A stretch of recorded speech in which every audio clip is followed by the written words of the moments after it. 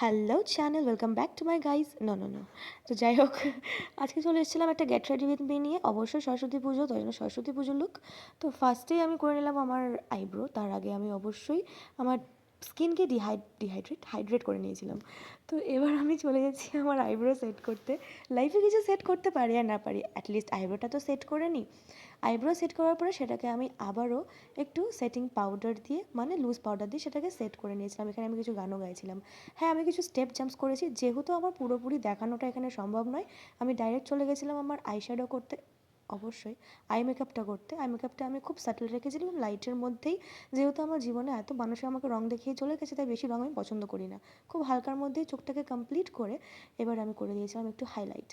My I should shine, কারণ আমার চোখটা তো অবশ্যই খুব সুন্দর, তোমরা বলো।